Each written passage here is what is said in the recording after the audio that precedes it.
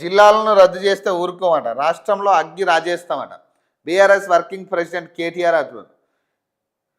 ఇక వీళ్ళైతే ఎదురు చూస్తూ ఉన్నారు, ఏ టాపిక్ దొరుకుతుందా, మనం మందు జనాల్లో ఉండాలి ఇక అంతే.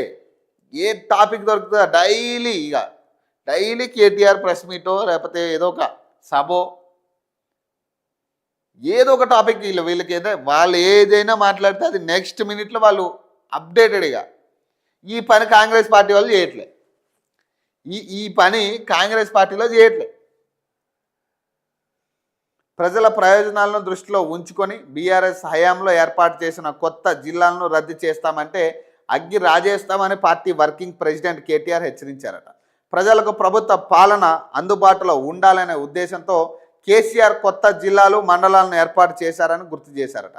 ఇబ్బందులు లేని విధంగా ఏర్పాటు చేసిన జిల్లాలను రద్దు చేయడం కుదించడం చేస్తే ఊరుకునేదే లేదన్నారట. మహబూబ్ నగర్ జిల్లా కేంద్రంలో సోమవారం నిర్వహించిన నూతన సర్పంచుల సన్మాన సభలో కేటీఆర్ మాట్లాడారట.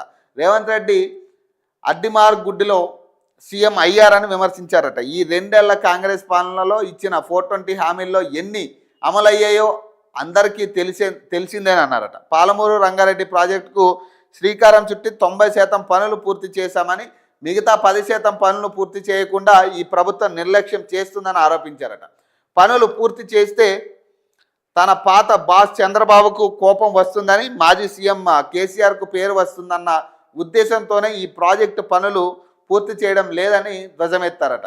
కార్యక్రమంలో మాజీ మంత్రులు శ్రీనివాస్ గౌడ్, నిరంజన్ రెడ్డి, లక్ష్మారెడ్డి, ఎమ్మెల్యే విజయుడు, అలాగే ఎమ్మెల్సీ నవీన్ రెడ్డి, మాజీ ఎమ్మెల్యేలు ఆలా వెంకటేశ్వర్ రెడ్డి, చిట్టెం రామ్మోహన్ రెడ్డి, అంజయ్య యాదవ్ తదితరులు పాల్గొన్నారట. జిల్లాలను మారిస్తే ఊరుకోమని వీళ్ళేమో లేదు మేము మారుస్తున్నాం, పక్కా మారుస్తున్నామని వీళ్ళు. ఏం పాడైతుందో అర్థమవుతలేదు అసలు. ఒక ప్రజలకు సంబంధం లేని అంశంలో మీరు చేసిన తప్పిదాలు, గత ప్రభుత్వంలో చేసిన తప్పిదాలు, అసలు వీళ్ళు వచ్చి మళ్ళీ వీళ్ళు ఏదో కొత్తగా ఏదో చేద్దామని అసలు పక్కన పెట్టి కొసరు ముందు పెట్టినట్టు ఇక అసలు కనీసం ఇప్పుడు మీరు ఏం చేయాలనుకుంటున్నారో ఒక క్లారిటీ లేకుండా ఉంది. ఏది ప్రజలకు అవసరమో, ఇప్పుడు జిల్లాల విభజన ఏదైతే ఇప్పుడు పునర్విభజన చేయాలనుకుంటున్నారో, ఇప్పుడు ఇది అంత అత్యవసరంగా చేయాల్సిన అవసరం ఏముంది?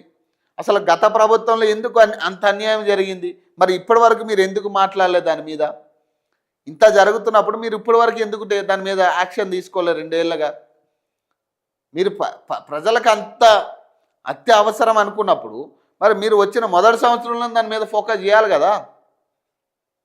మీరు ప్రతిపక్షంలో ఉన్నప్పుడు దాని గురించి మాట్లాడలే, ఇప్పుడు అధికార పార్టీగా వచ్చి 2 సంవత్సరాలు అవుతున్నా ఇప్పుడు దాని గురించి ఇమీడియట్గా అత్యవసరంగా చేయాలని ఇప్పుడు ఎన్నికలు ఉన్నాయి కాబట్టి మీరు చేయాలి. దాని ముందే ఎందుకు మీరు చేయలేకపోయారు అంటున్నా. ఇప్పుడు ఈ పార్టీకి విభజన అయిపోయేది కదా.